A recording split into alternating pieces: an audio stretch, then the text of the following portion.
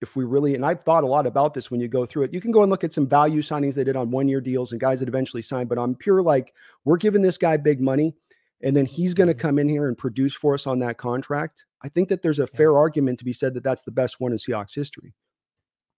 Well, it's an interesting story, that's for sure. We just felt like at that time, and there was a lot of strategy behind our one recruitment of Chad and then signing him.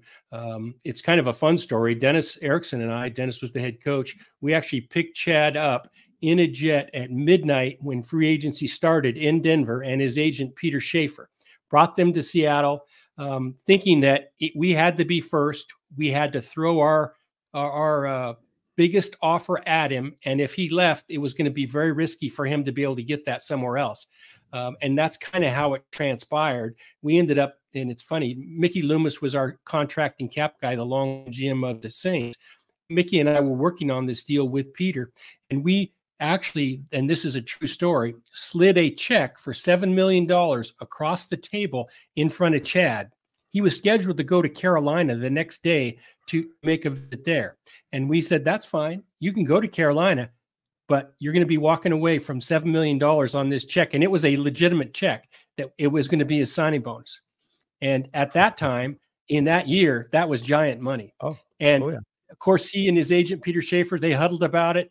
And it wasn't but an hour later, we were ordering sushi and they were signing with the Seahawks. So it was kind of a little recruiting ploy and it was kind of cute, but it was also kind of thought through that our next guy was on the way in as well. So if he didn't take it, this check was going to go to somebody else. And he didn't have another option going to Carolina that he knew for sure was going to pay $7 million up front. So kind of a fun story, but we were happy to have him. He came for us and really played well for, gosh, I don't know, 6 or 7 years for sure. Made a couple Pro Bowls himself. Chad was one of those guys where you could play him anywhere. He kind of had a long frame, played on the edge, but the Steelers had used him as an inside linebacker in their 4 defense.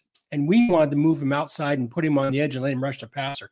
So it was really a good chance for him to expand his repertoire, expand his game. And it made some sense for him to make sacks. And it was obviously easier to do that from the edge. So that was a couple of reasons why we ended up signing Chad Brown. And he played marvelous. It's so often you see these free agent contracts, the players come in, Randy, and they don't perform. And you guys hadn't spent a lot of money at that time. And this was your first coming off Bearing. You know, there was no free agent contracts coming down the line. So to have kind of the stones on that, to pick this guy and go for it. And you did the private jet thing too. So you even kind of, then that with the check, you paired it all together. You know, it was very well orchestrated on your guys' part.